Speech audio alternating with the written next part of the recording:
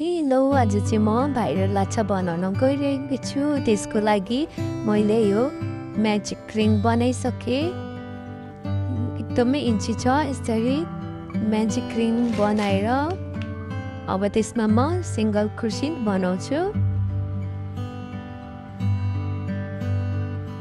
जसमा चाहिँ एक चेनले अब 10 वटा सिङ्गल क्रोसेट बनाउनु पर्छ यो म्याजिक रिङमा। यसरी कन्टिन्यू बनाउँदै जाने 10 वटा सिङ्गल क्रोसेट बनाउँदै जानुहोस्।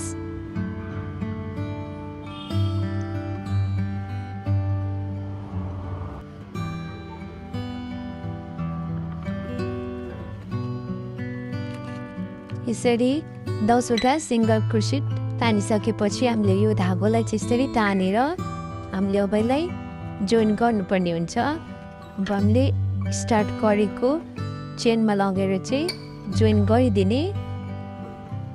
यसरी जोइन गरेर एउटा एक्स्ट्रा चेन लिने। अब यसलाई चाहिँ म काटिदिन्छु। अर्को धागो तपाईँलाई अब फुलको डिजाइन कस्तो कलरहरू मिक्स गरेर बनाउनु मनपर्छ त्यसरी बनाउन सक्नुहुन्छ। म चाहिँ अर्को धागो लगाउन गइरहेको छु, जसको लागि यसलाई चाहिँ यसरी एउटा लक बनाउने।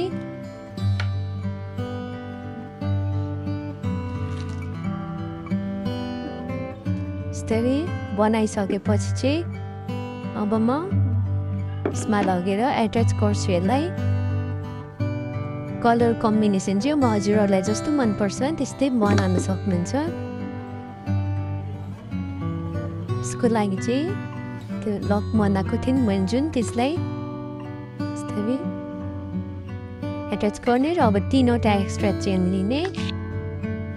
लिइसकेपछि अब हामीले डबल क्रोसेट अर्को चेनमा अब त्यो 3वटा बनाएको घरमा होइन सेकेन्ड स्टिचमा जाने अनि 2वटा डबल क्रोसेट बनाउने सेम एउटा स्टिचमा।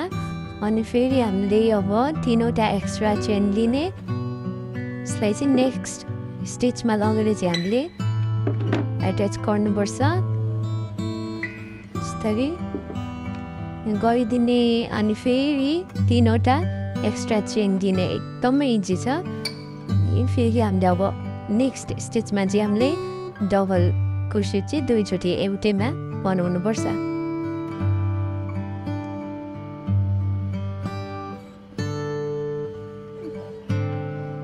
यसरी बनाएपछि फेरि 3वटा चेन दिने अनि नेक्स्ट स्टेजमा जोइन गर्ने। यसरी गर्ने यसरी नै कन्टिन्यू वरिपरि बनाउँदै जानुपर्छ।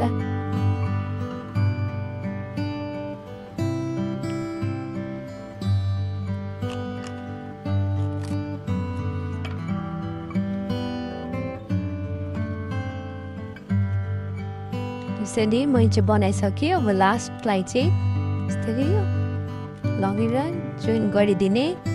अब यसलाई म काटिदिन्छु। फाइनली फुल रेडी भयो। अब चाहिँ यसलाई लास्टमा आएर सबै बाँकी रहेको धागोहरू काटिदिने।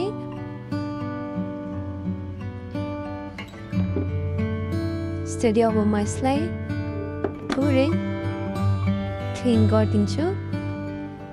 अब फेरि अब चाहिँ हामीले लाछा बनाउनतिर जानुपर्छ। यसको लागि चाहिँ एक्ज्याक्ट मैले चाहिँ फिक्स त्यो चेन गनेर बनाएको छुइनँ। केही फरक पनि पर्दैन जस्तो लाग्छ मलाई चाहिँ। त्यसको लागि चाहिँ अब 10, 8, 6 जति पनि अब जतिको डिफ्रेन्स पनि फ्लावरहरू एट्याच गर्नु सक्नुहुन्छ। यसरी एक्ज्याक्ट गनेर बनाएको चाहिँ छुइनँ, आफ्नै खुसीले। अब फ्लावरहरू कतिको बाक्लो पातलो लगाउनु मनपर्छ त्यही अनुसारले हो। यसरी बनाए चेन ताने। अब म यहाँ चाहिँ लिफ बनाउँछु, जसको लागि म अब यहाँनिर हाफ डबल क्रोसेट एउटा हाफ डबल क्रोसेट बनाउने।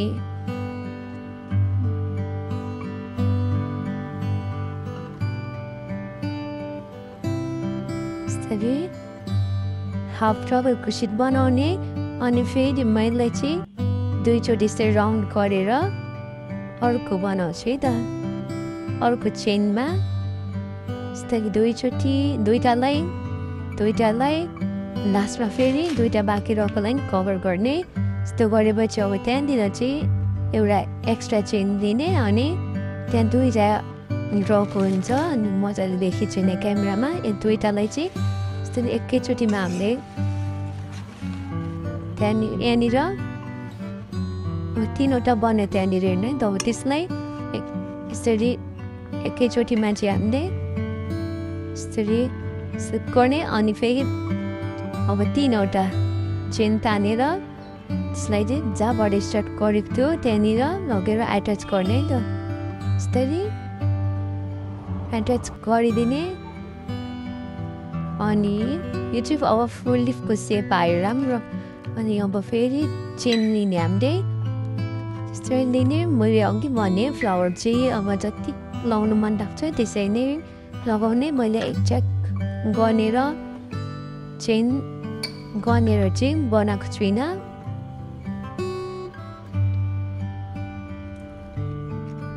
यसरी यो फ्लावर एट्याच गर्नु पनि एकदमै सजिलो छ त्यो निडलले झन्झट गरिराख्नु पर्दैन डाइरेक्ट कामले यसरी बुन्दा बुन्दै नै एट्याच गर्दै जाँदा पनि सजिलो हुन्छ मलाई चाहिँ यही तरिका सजिलो लाग्यो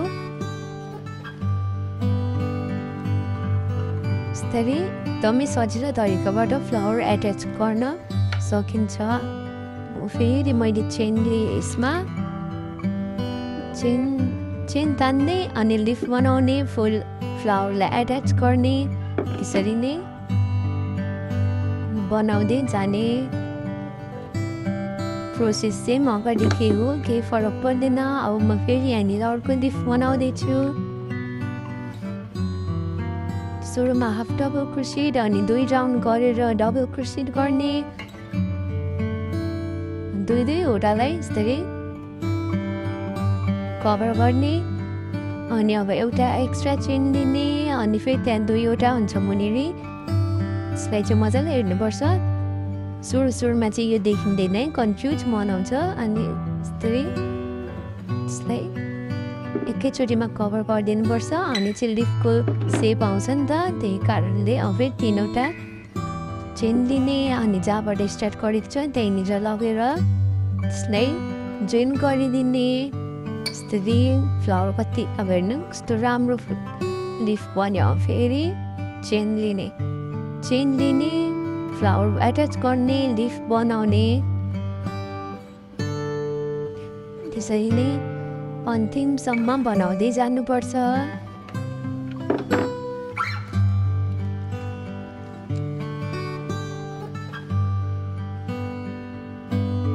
यसरी नै बनाउँदै जानुपर्छ र मैले चाहिँ 3वटा छुट्टै बनाएर लास्टमा एकै ठाउँमा त्यसलाई चाहिँ बाँधेर बनाइदिएको छु अन्तिमसम्म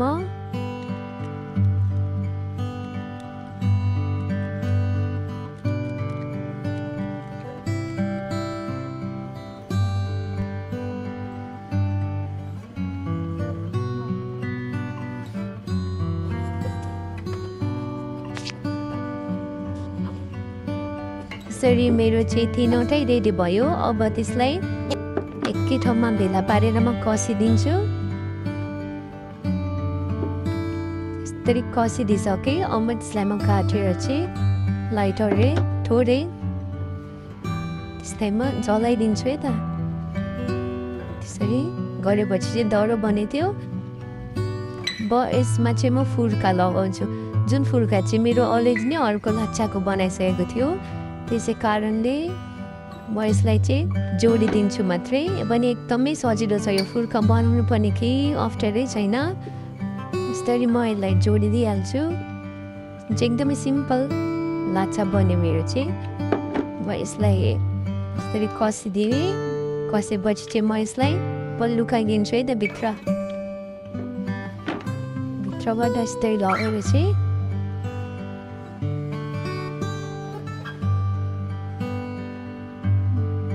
त्यसलाई अब त्यो डर भयो त्यति गरेपछि अथवा त खुस्किँदैन नभए त्यो फुर्का कतिपय खस्छ त्यही भएर यो मेरो चाहिँ यस्तो बन्यो है त